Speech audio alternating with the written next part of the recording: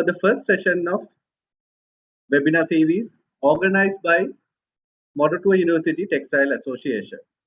MUTA, or the Moratuwa University Textile Association, is the alumni society of Department of Textile and Apparel Engineering of University of Moratuwa, which has produced leading professionals and entrepreneurs in leading apparel industry in Sri Lanka as well as all across the world.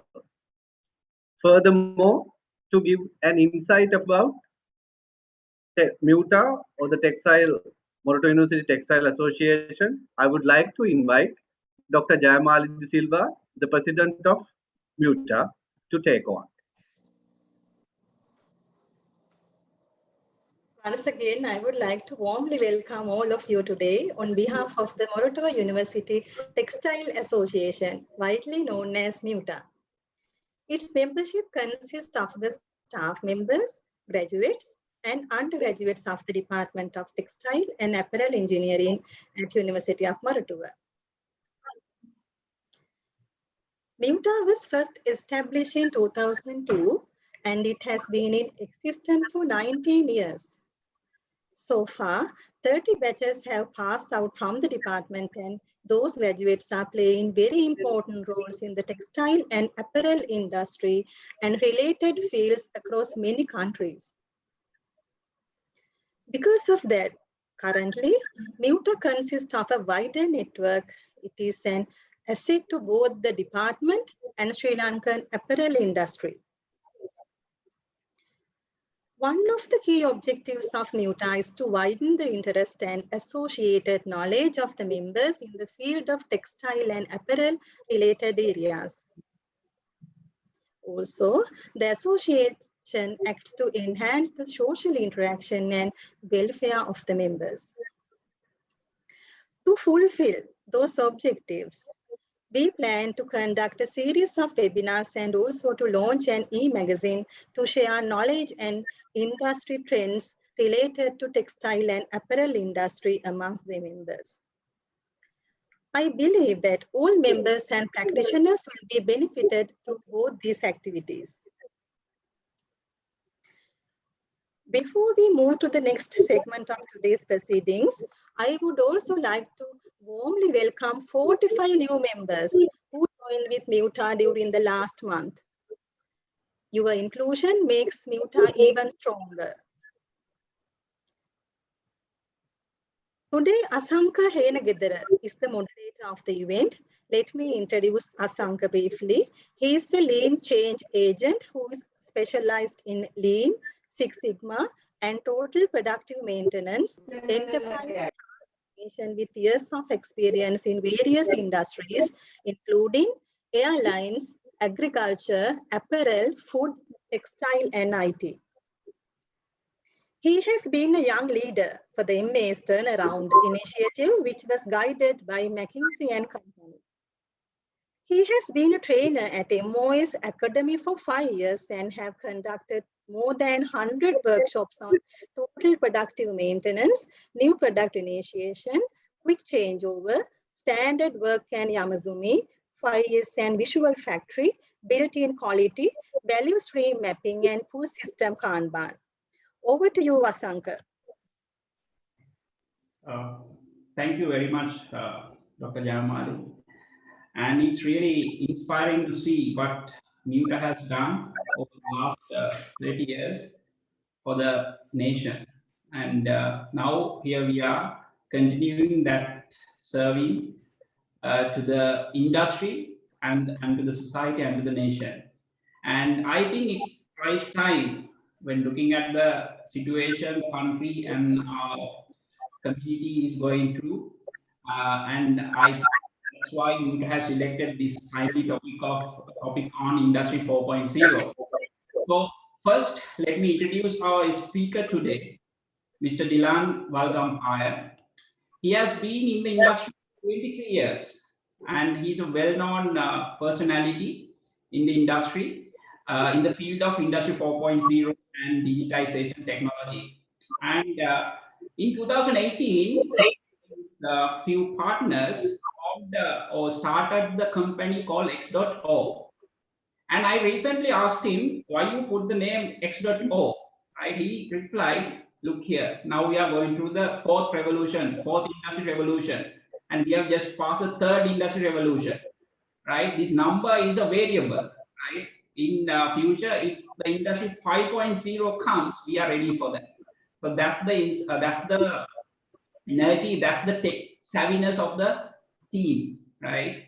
And prior to starting the X.O, he has worked in multiple companies and held top positions in Millennium IT, Enable, and PwC.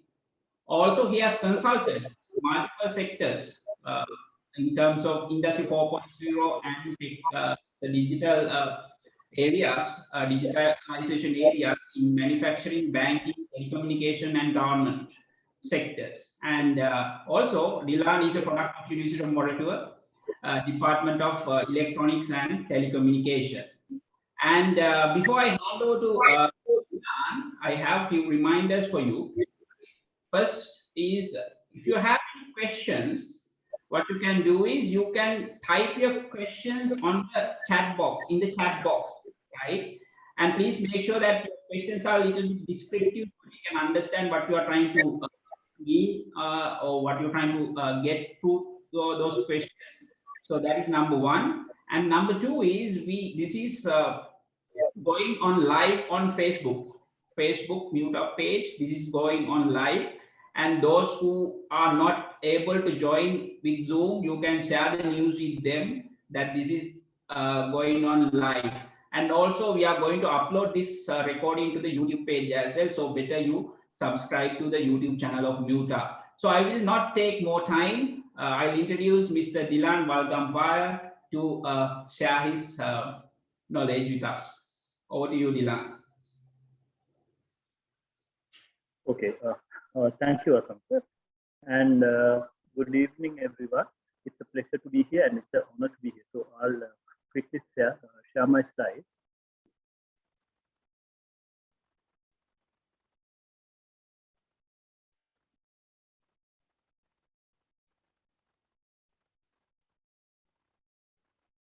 Right.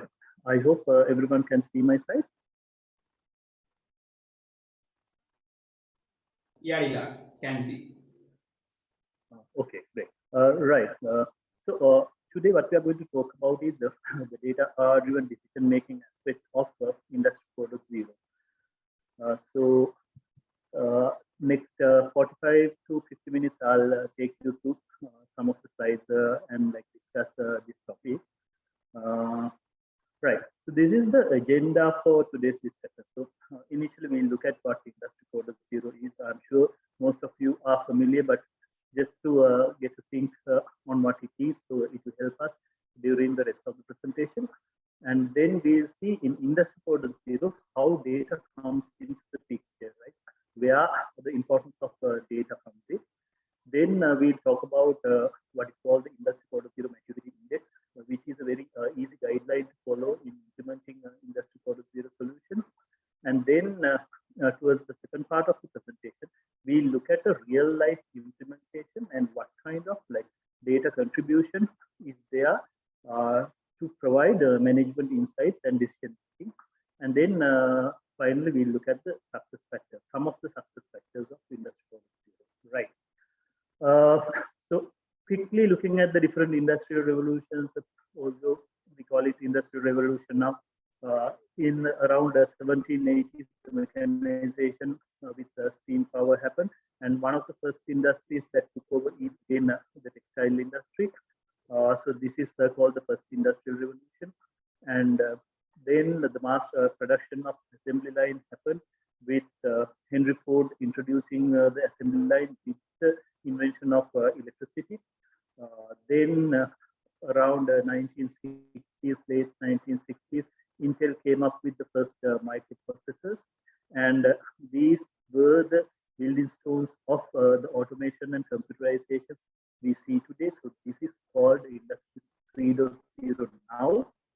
And then around 2011, German government came up with this concept of Industry 4.0, where we talk about cyber physical systems, Internet of Things, connected systems, everything having an IP, devices talking to other devices. So this is what the Industry 4.0 looks like. Right. So we'll quickly look at some definitions of the fourth industrial revolution. So Wikipedia says it is automation of traditional manufacturing and industrial practices using modern smart technology and machine-to-machine communication and Internet of Things.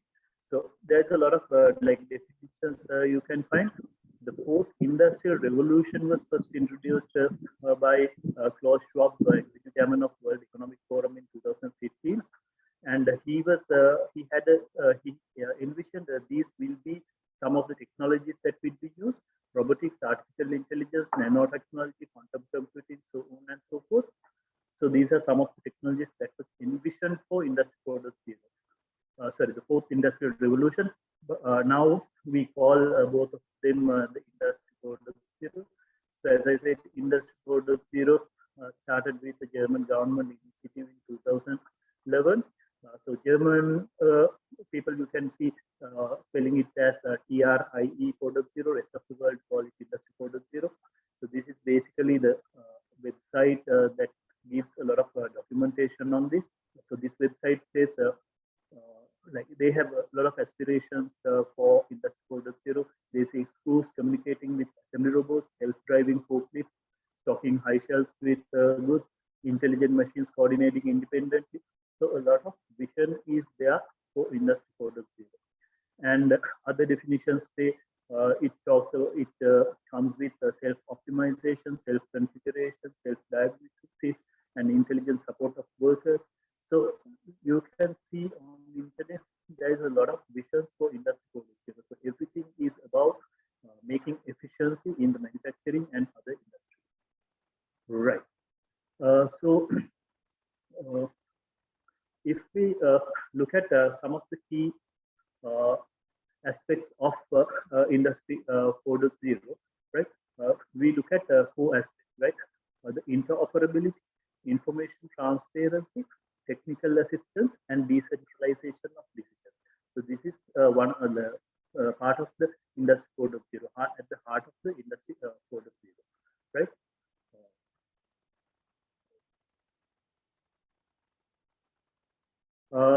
Interoperability means machines and devices and sensors and people connecting and communicating with each other with the necessary information being shared in real time, right?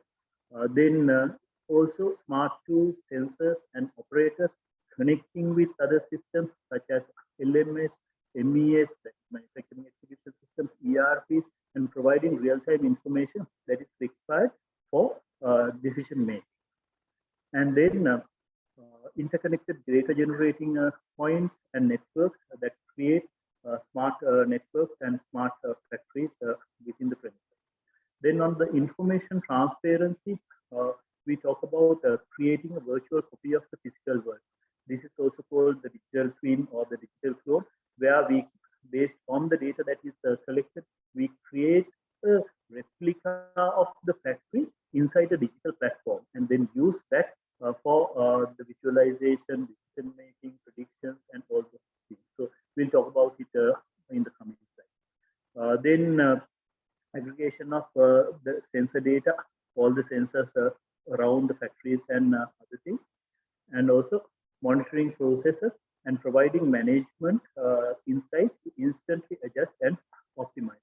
So the management should not have to wait, say, at the end of the day to receive the production data or the manufacturing data to take the decision. It should be real time.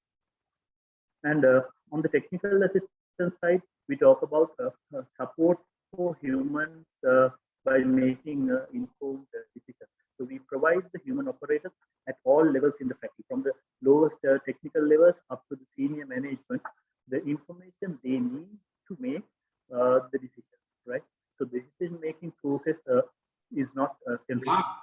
Dilan, Yes. Sorry to interrupt you. Sure. Dilan, there's a little voice breakage coming. So can you please try to, get close to mic and try. Okay, it might be the link. Just give me a second. Yeah. I'll change the link to a different one. Give me a second.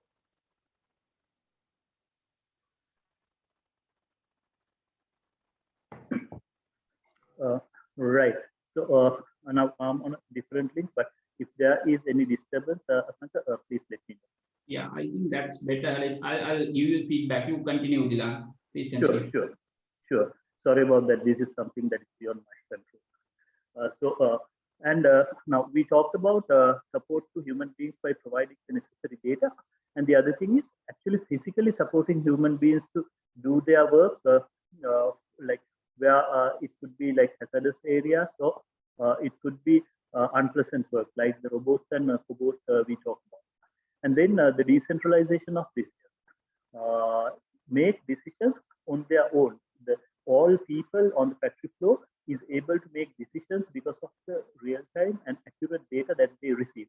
So they don't have to wait till the decisions are taken at a higher level. Only the higher levels will intervene when there are exceptions to this. And systems will also be highly adaptable and respond to industry changes then and there. So these are some of the key insights that Industry 4 tries to bring into the picture. Right. So then we can look at what kind of technologies are used in Industry 4, the components that weld Industry 4 together, right? So when we talk about Industry 4.0, the main things that come to mind is IoT and communication, right?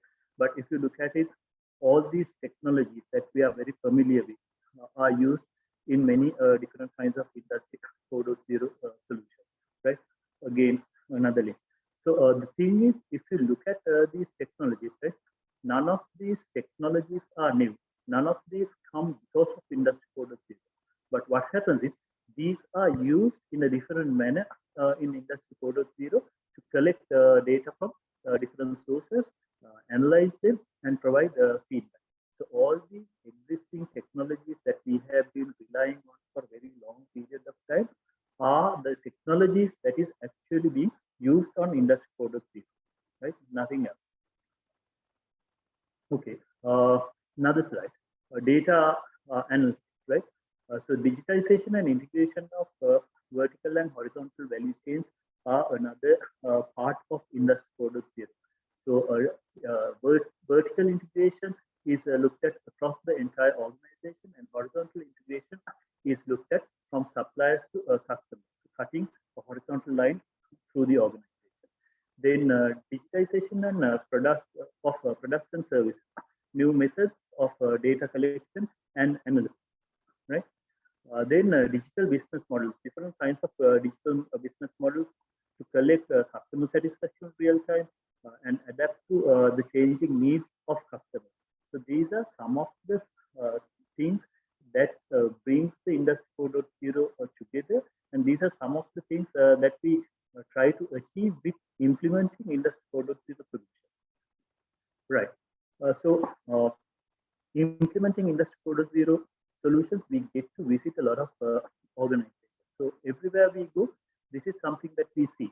Data is the most underutilized asset in many business organizations, right? Sometimes organizations do not collect the correct data. Sometimes they collect, but that data is not used for any valuable insight generation. So in Industry 4.0 solutions, we help such organizations to measure and improve, optimize their key focus areas through the data-driven decision-making process. So what we say is, from experience-based decisions to information-based decisions. Because when you rely on experience-based decisions, you also rely on the person who's on the job at that point in time. So when that person is not there, right, a different person is there, the set of experience is different. So the outcome could be different, right? But if you rely on information and make information your main decision-making tool, right, it becomes very easy to have consistent results across the organization, across all families of products. Right. Another aspect of data, right? Data always comes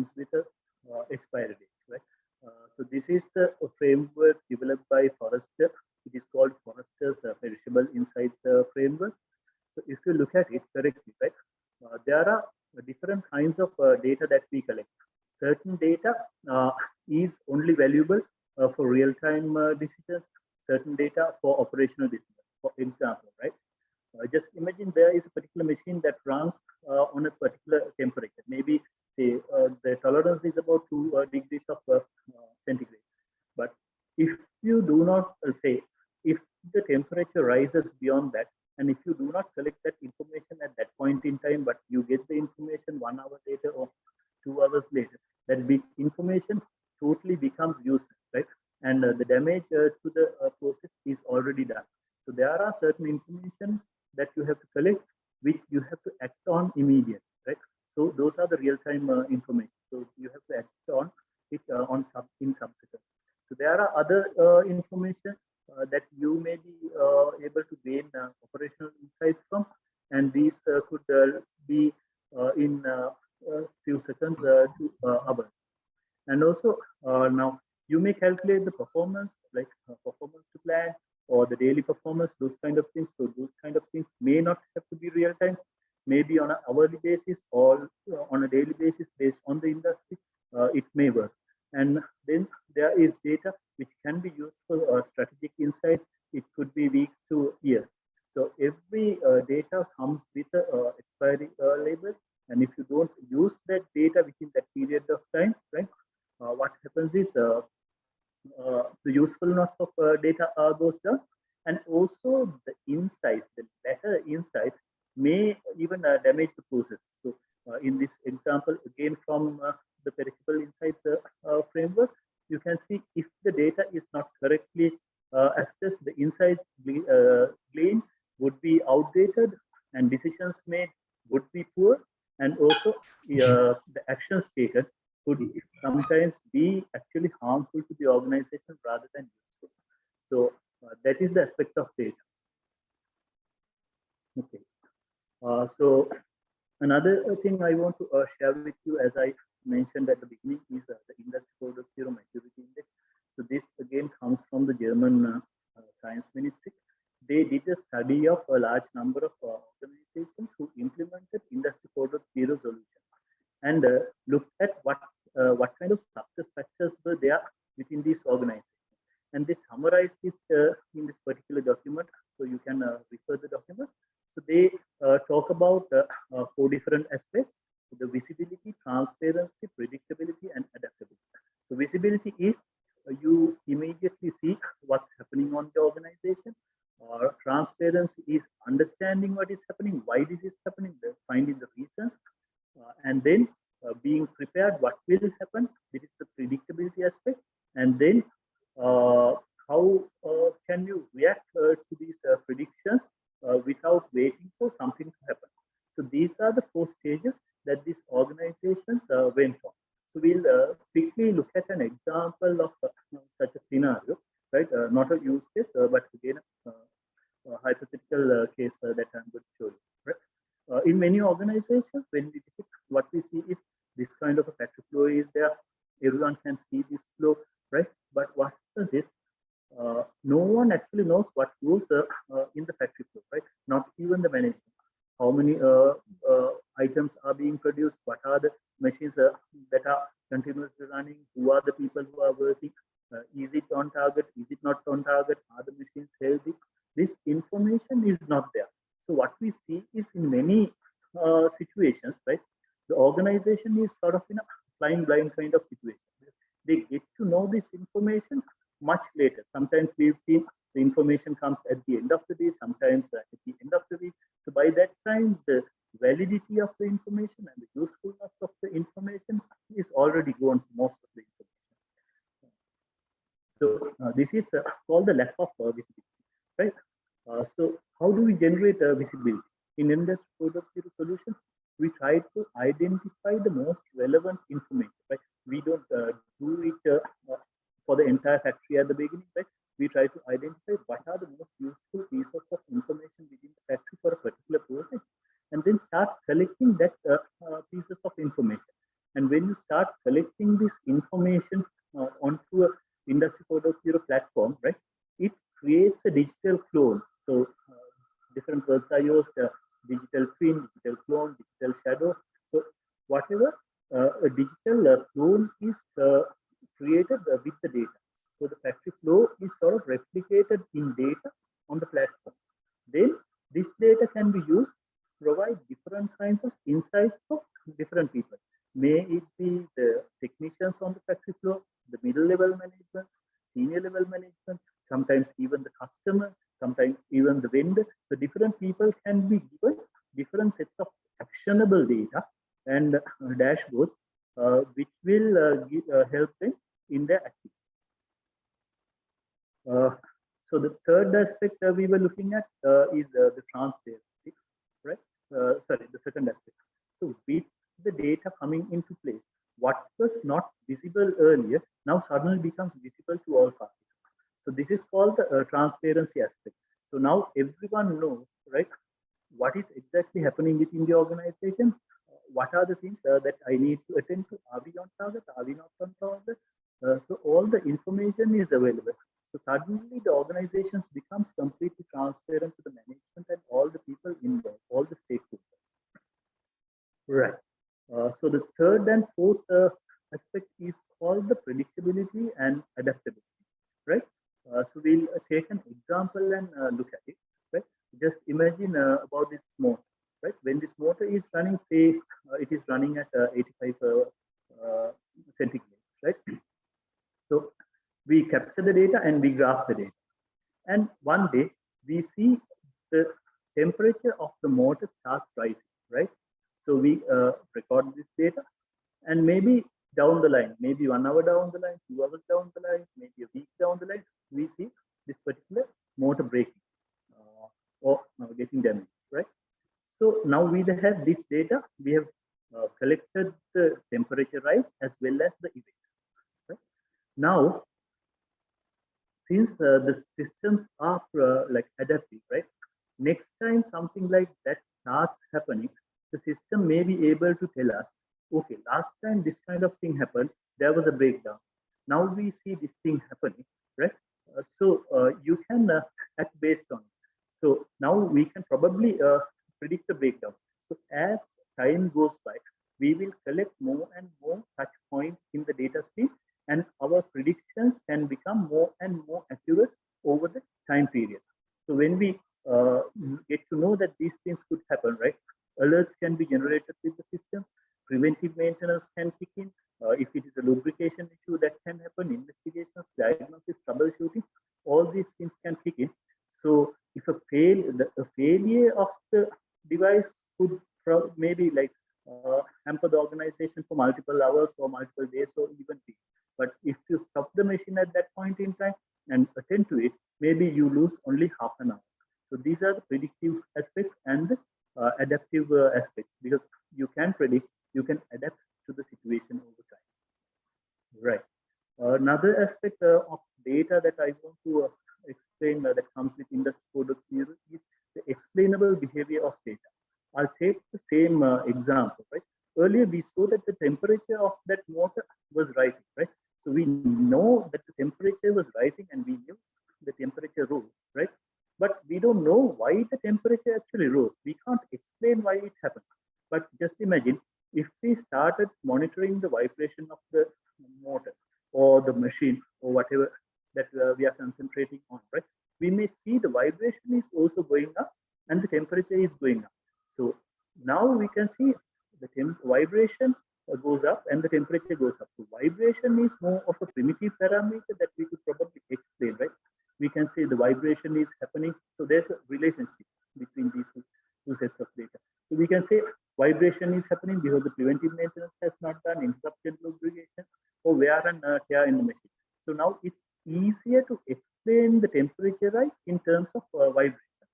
So this is just an example. So when we look into organizations, what we see is, right, these kind of interactions are there across the organization, across all kinds of data sets, not only machine data, sometimes the raw materials, the skills of the people, the KPIs, the quality, environmental parameters.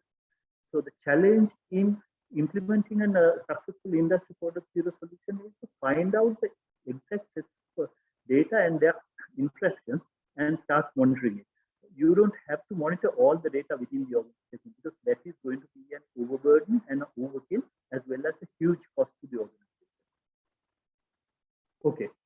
simple example before we go into the actual use cases. Right, so I think most of you would be familiar with overall equipment effectiveness, right? This is just one parameter that I'm just explaining in this presentation. So OEE is calculated by many organizations based on availability, performance, and quality. So based on the data, how do we do it? So this is basically the definition of what kind of data is required to calculate the OEE. So you have schedule loss, availability loss, performance loss, and quality loss. So the schedule loss can be taken through the ERPs or the planning system. I will hello. Discuss the rest of the whole part to be discussed under the functions as well. So the schedule loss we can take through the ERP or the planning system. The rest of the data can be captured directly on the factory floor. So we'll look at what kind of mechanisms can be used to capture this data. And if we manage to capture all this information, we should be able to calculate OEE automatically. Right. So every aspect in Industry 4.0 data, right, for us is a data point. So all attributes of the operation becomes the data point, right?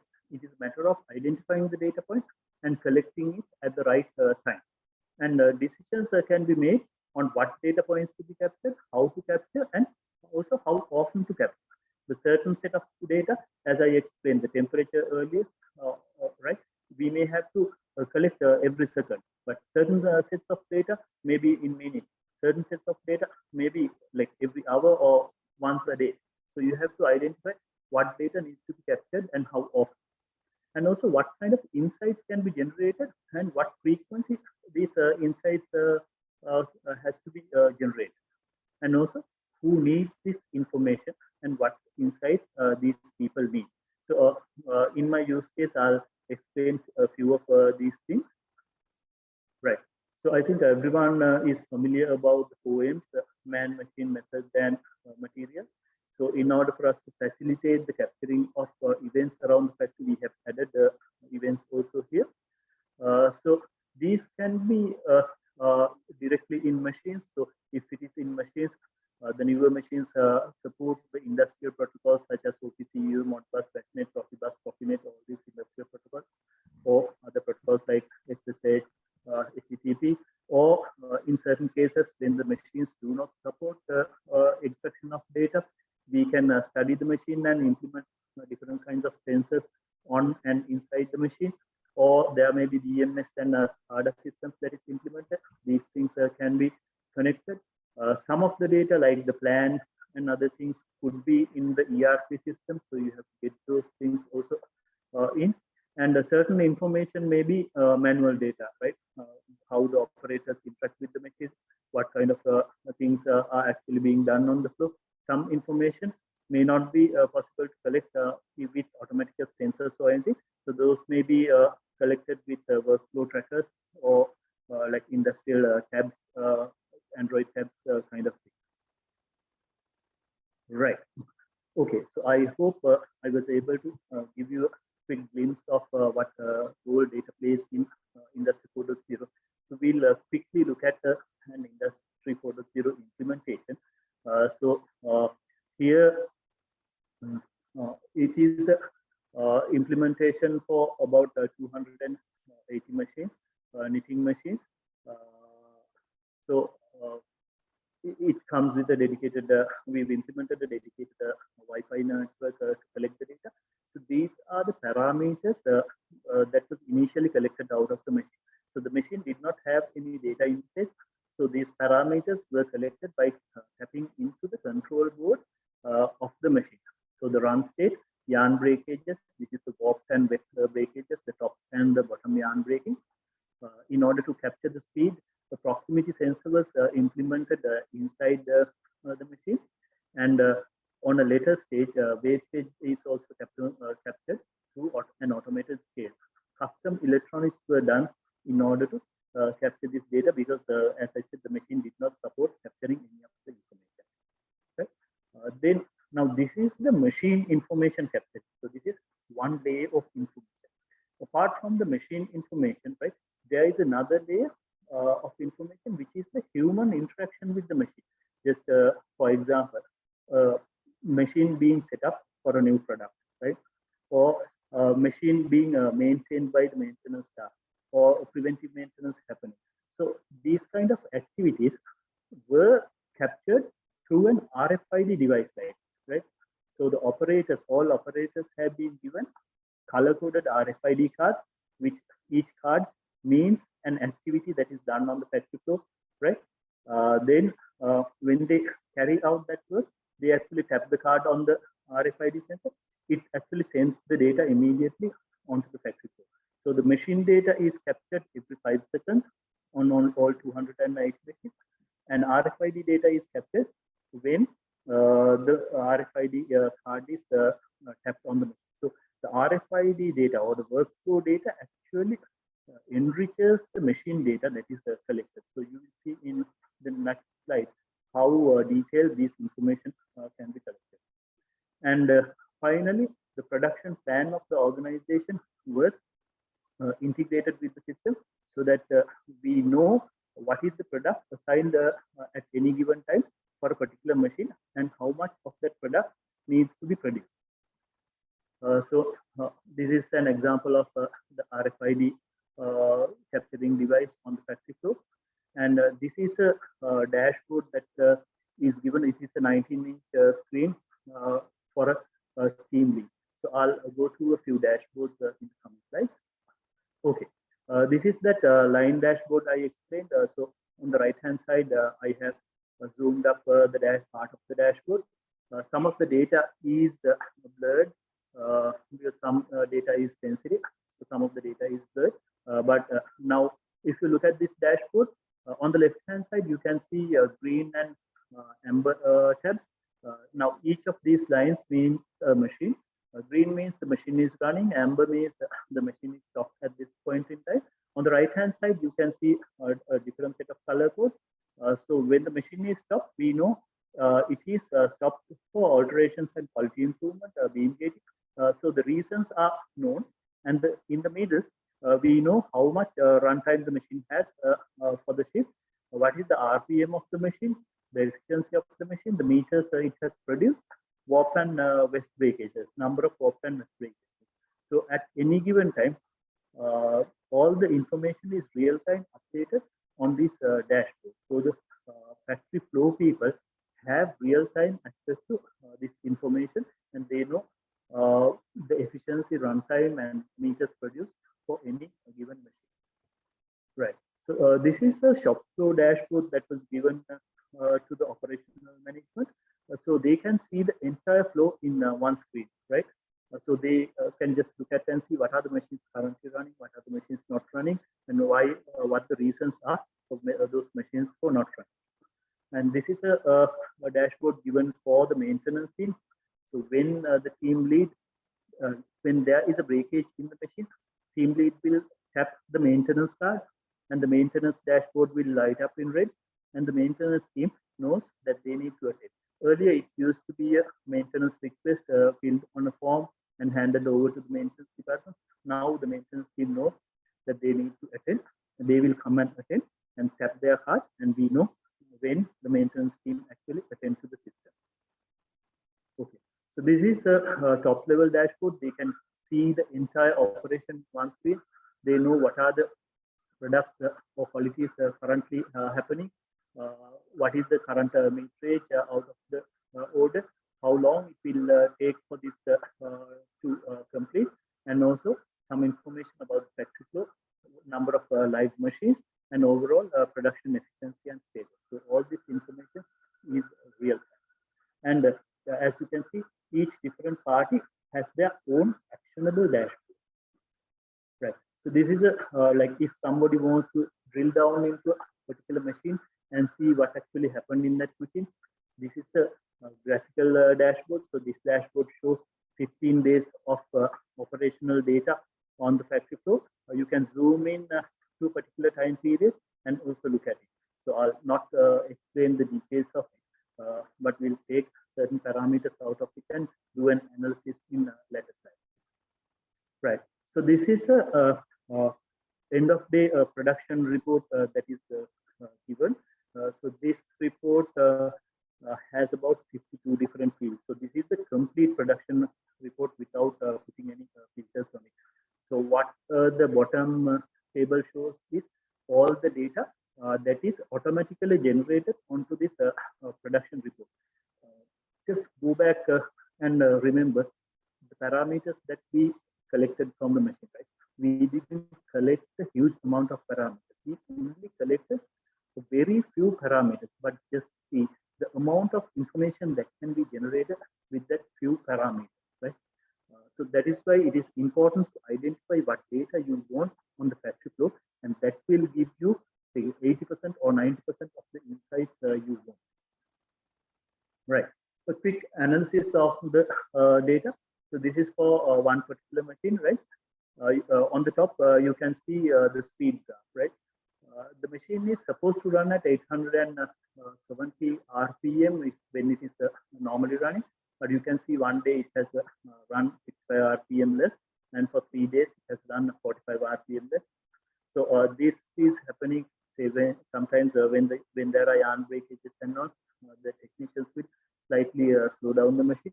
So that is there, but it never gets recorded somewhere, so the management doesn't have a week of it. But now with these graphs, they have a week. So example analysis, right? Just because it ran 45 RPM, nearly 3 hours worth of production time was lost, and it translates into about 550 meters of fabric that is not produced, right? The bottom graph is the uptime graph for the 15 days. So for the 15 days, you have 360 hours. So for the ease of calculation, I have simply taken all downtimes as losses, right? Even the machine setup times, but you can do a further analysis on that. But just for the examples purpose, I've taken all time as losses. So you can see out of the 360 hours, nearly 50.7 hours was lost of because of the downtime, which translates into 9,400 meters of fabric that is not produced. Machine is running at 85% efficiency, and if you sort of combine both of that, you can see nearly 10,000 meters of fabric was not produced.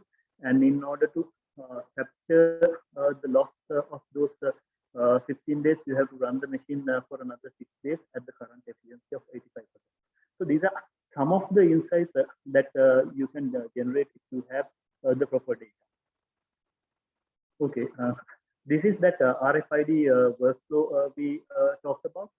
So different colored RFID cards are there for different workflows and interactions with the machine.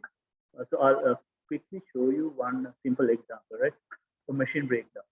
Say the machine breakdown happened at this point in time. Team lead identified the machine breakdown, and he kept his maintenance request card here.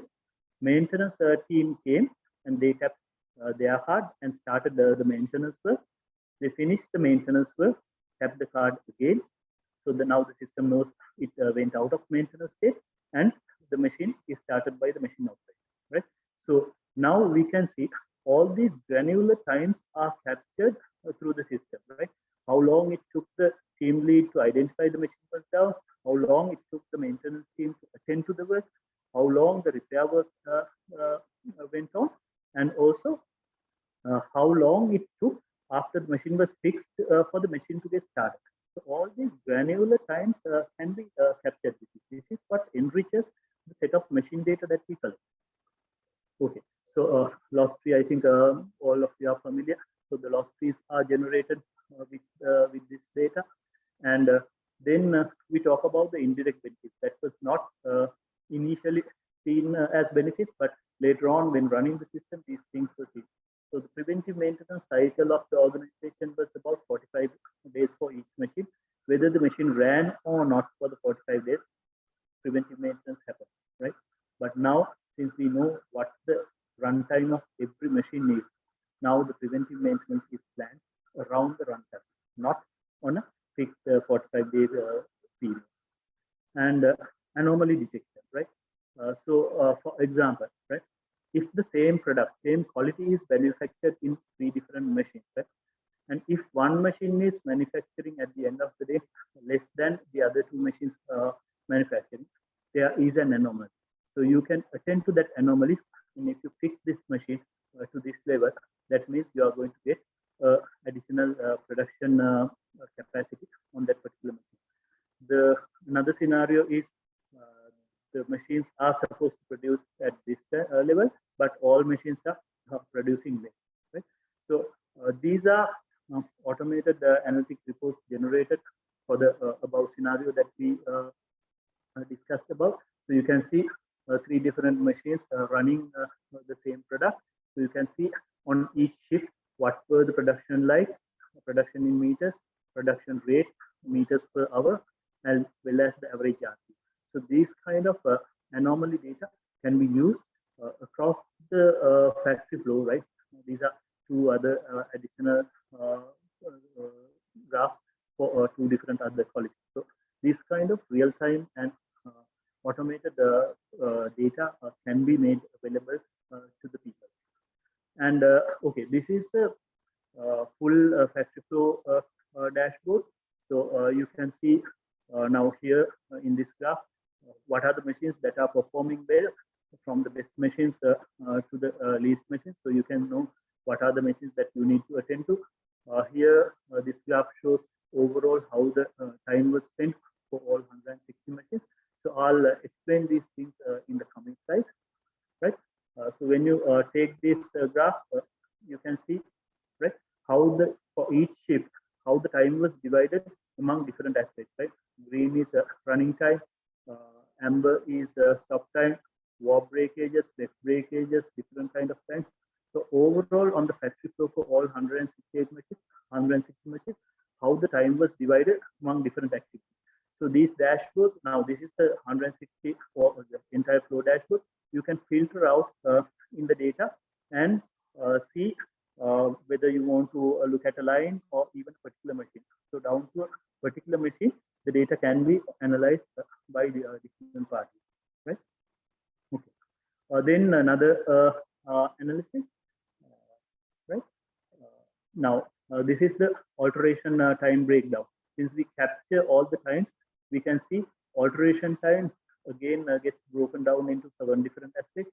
And what is circled in red are the waiting times, right? So you know, if some process needs to wait for another process to complete, that could be an indication that all things are not happening according to time. So these are times that you can look at and see how to solve those things. So this is the alteration time, maintenance time.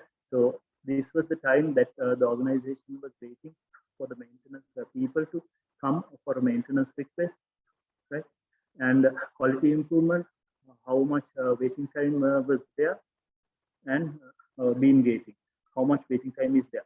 So this is directly actionable information to the management. They can actually drill down into all these waiting times.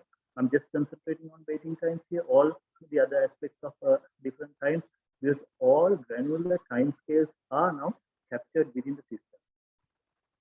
Similarly, comparisons on different lines and different machines can be done to see whether things are happening. So you can have the production, the breakdown time compared across different lines or across different machines.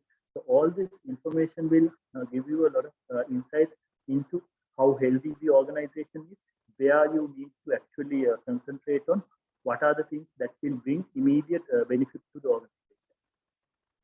So this is a performance to plan dashboard.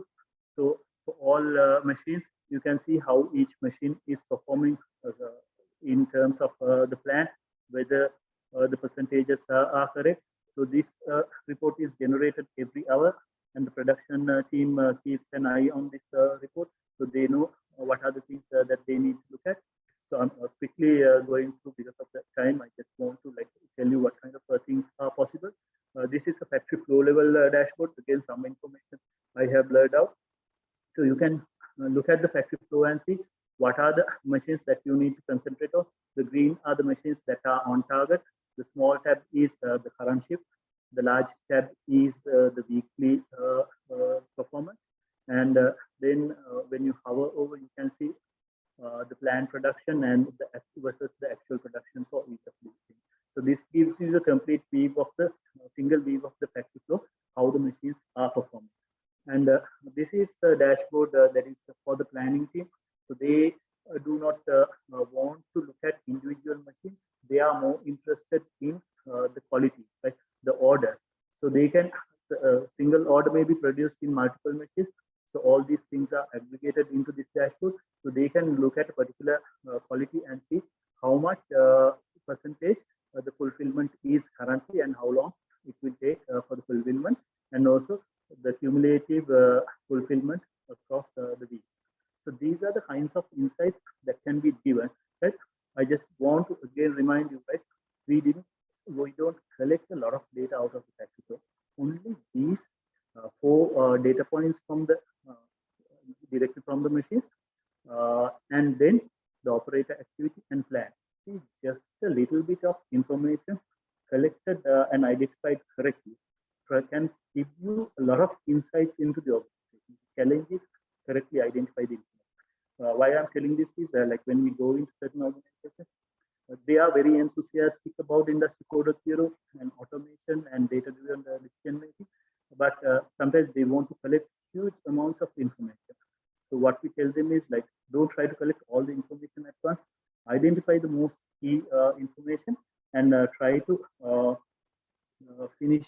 try to get the insights first, do the enhancements, and then move on to the next stage. Right. So some of the other kinds of systems that is possible, I only spoke about the textile manufacturing. So the energy consumption of the organization, the compressors, fire water systems, the environment, including the temperature, humidity, the exhaust into the organization, into the environment, whether you are compliant with the exhaust, the effluent plants, chiller plants, all this information can also be collected as per the requirement. So these are some of the dashboards which I will not go into details because of the time available. Right. So finally, some of the success factors that we've seen so far. Right? Projects become successful within organizations when senior management and key stakeholders get involved, right? Like the engineering, planning, and yes, IT is required to get involved, but they are most of the time facilitators for the solution, necessary facilitators, but the projects usually need to be like the other staff, engineering and those kind of people who are the actual stakeholders of the organization need to get involved heavily if the project is to be successful. And again, identify the scope correctly. Don't try to boil the ocean, or don't try to go on a big bang approach where you want to collect hundreds and thousands of data points initially before like even thinking about the insights. Collect a few parameters that will be useful, and it will give like 80% of the insights that you want. And again, provide the insights to all parties, because what we've seen is when all parties benefit from the data, right, they become more compliant with the system. In some cases, we've seen initially some of the technicians think, okay, like this system is brought in by the management to monitor us and to see whether we are working or not. But later on, they see the benefits of the organization, because they also get their share of the actionable data. So you have to think from the bottom to the very top about what actionable data that you need to give. And if you have already implemented the Lean or IWS kind of manufacturing process system inside the organization, you have already identified most of the data that is required, and it will definitely help you. So even if you don't have implemented those things, you may already know what kind of data is required. So this is what I wanted to present. So hope you gleaned a very quick glimpse of what Industry 4.0 data-driven decision making is. So I think we can now go into the Q&A section. Okay, thanks a lot, Dilan, for your insights and the knowledge shared. So let's quickly look into some questions, because we are there are a few questions also from the audience. So let me first take the question raised by Vimasha Jivandara. And what she's asking is, it is quite evident that Industry 4.0 has many advantages in production systems. She has actually two questions. First thing is, do you think this is now widely implemented in production systems in Sri Lanka? That's the first question. What do you think? You think? Okay, we see a lot of organizations interested in this and trying to implement. Some organizations have actually implemented, but I think the adoption of Industry 4.0 in our industries is so far very less. But what we see is a lot of organizations are thinking about it and like bringing in different initiatives. But the adoption currently is at a very low stage. All right. That means there are a lot of opportunities for industries to adopt this. And as you said, as you mentioned, you have shared a very good case study, and to widen their scope of operational excellence and create more productivity in the organization. And she is raising another question. If not, right, your answer is no, right? If not, what are the main barriers that you see in adapting these latest technologies in our industry? So what are the key barriers? You can mention some. Okay. Yeah. Some of the barriers we see is, as I mentioned in my sort of success factor, some organizations think Industry 4.0 has to be a huge implementation, right? It has to collect all the data initially. You have to identify everything. It has to be implemented across all departments of the organization. You have to invest a lot. So that becomes the main barrier, because even the management is suddenly given a very large budget for the Industry 4.0 solution, and in this time and this period, that is again a challenge for the management. But what we've seen is, if you correctly identify the scope, it doesn't have to be like it, right? It can be again like a few parameters, implement it, get the insights, get the value, improve the organization based on that, and then move on to the next one. So what I would say is, don't look at it as a big bang approach.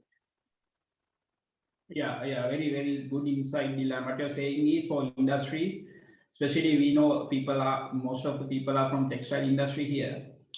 Don't look at like big bang approach, trying to implement it as a whole, but try to implement it with a pilot, and try to understand how it's going to help your organization, and slowly expand both the investment and as well as looking at the result, expand your investment rather than going to the bigger budget in the beginning.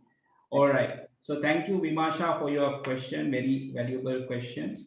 And we have a question from Mr. Ashad, right? It's also a very interesting question.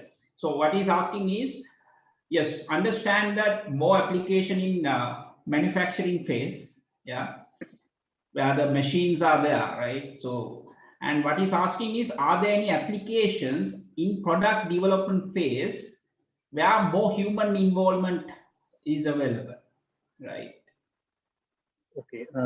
Yes, because now you see, this is all about database decision making. So even in a product development stage, right? If you have a correctly identified process and correctly identified methodology, right? The data pertaining to this methodology, how people are performing, whether the targets are met, what are the barriers, all these can be made to be data points and implemented. So most of these data may not be real-time machine data as we collect in manufacturing, but certain data collection systems can be implemented to collect this data, analyze it, and give the necessary insights there. Right. Okay. Thank you, Dylan. That means like it's not only manufacturing where a lot of machines are there, as you explained in your case study. You have add some sensors, created new ways of getting data out from the machine, but it's not limited to machines. But the same concept, same way of thinking can be applied in highly human-oriented environments such as product development. Right. Great. So we have another one question. I think I can take one or two more questions. If you have questions, you just put in there. So it's a good opportunity for you to tap into the brains of Dylan. Right. So there's a question. What is the reference architecture model Industry 4.0, RAMI 4.0? Yeah, the document you are speaking about again comes from the German Industry 4.0. It's a reference architecture which gives a lot of insights about actually reference models in implementing Industry 4.0 solutions. So it tells you what kind of teams you have to have. It tells you what kind of technologies you can use. It tells you the processes and methodologies that you can use, and it even goes into the details of the IT infrastructure as well as the IT security that needs to be implemented. So it's a very comprehensive document in that case. But for most of the implementations that I explained here, right, we mainly look at the Industry 4.0 maturity index, which is an easier one to follow in our context, in the local context. But definitely, there is a lot of things that you can take from the Industry 4.0, the reference manual. Great, great. So you are saying is that there are different models how to evaluate or how to implement Industry 4.0. Yeah. And Based on the maturity of your Industry 4.0. So if you're starting Industry 4.0, the Industry 4.0, the maturity index is a good place to start. But if you have like done a lot of work around that, then go into the next maturity levels. These documents and reference models become super. Thank you very much. So Tushar raised a question: how consumer research data can be integrated with decision making in product design? Again, in the design or the development phase, right? So his question is how consumer research data out there can be integrated with decision making in product designing, right? Especially he's asking how strong that happens currently in apparel, right? So his question is there are a lot of data outside consumer data, how that can be integrated, used for design. Any example that would be great. Okay, this is probably first time that I'm also like looking at such a scenario. But like if you have such a scenario, we can definitely sort of discuss this. But at the moment, like we have not actually tried to implement consumer research information. But definitely in the planning stages and all, the consumer like feedback and consumer like demand kind of things can be integrated into the system. So you know what kind of products has to be prioritized and what are the kinds of quality effects that the consumers are reporting. So based on that, if you have a real-time quality monitoring system, which like I didn't have time to explain some of the systems that are there, right? If you have a real-time quality monitoring system, you can integrate those insights to see whether the consumer issues that they are reporting is actually happening in the factory floor in real time. So those kind of things can be brought in, but if there is a specific case, like you can definitely discuss. Yeah, thanks, Dylan. So we'll take the last question, right? So the question is, does the system support to servicing area? Like we are talking about manufacturing, is it related to service area? So that's the question. Again, as I said, the service area also has like data. So in certain cases, we are working with certain clients to identify information such as the distributors, distribution information, the information coming through their sales reps, the real-time information that they collect, the orders that they collect, and also the distributions that are happening at the into the client place, and also taking client orders through mobile application kind of thing. So yes, the information, since like as we see everything becomes the data point, right? All information, if identified, can be collected and then brought into a system which will be then processed into the insights and the dashboards that everyone can. Okay, thanks. I think that answer is really helpful. So, so with the conversation, like in summary, like it's not like we got a lot of questions whether it's applicable. Yeah, it's applicable for manufacturing, but is it applicable product development, services? So, what Dylan is saying, wherever the data points available, wherever the data is generated, so this concept can be applied and can reap benefits. So thank you very much, Dilan, for your insights, your thoughts, the knowledge that you've shared with us and the community. So let me invite Mr. Dinusha Somasiri to share the token of appreciation with Dilan. Thank you.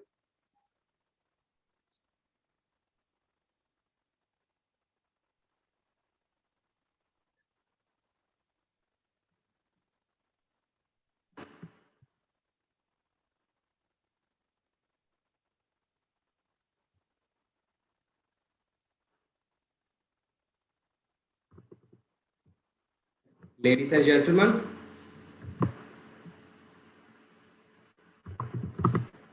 it's an immense pleasure for me to deliver the vote of thanks for this event to all the dignitaries gathered here.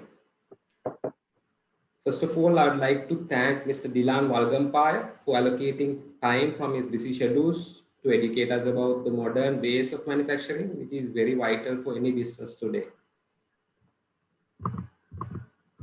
Secondly, I would like to thank Mr. Asanka Henagedara for moderating the event, and he has given so many vital inputs for managing this event in a virtual manner as well. So then I'd like to thank our patrons of the department who supported us by initiating MUTA and putting their time and energy to bring MUTA up to this level. So further, I'd like to thank all the participants, including academic staff of Morato University Textile and Clothing Engineering Department, MUTA Life members, university students, and all the other industry participants for reserving their valuable time for this event. So last but not least, would like to thank the organizing committee for putting their time and energy for organizing such a vital event to bridge the gap of knowledge for most of us. So hope everyone enjoyed their time and gathered some knowledge on how we can start preparing for the next generation of industry.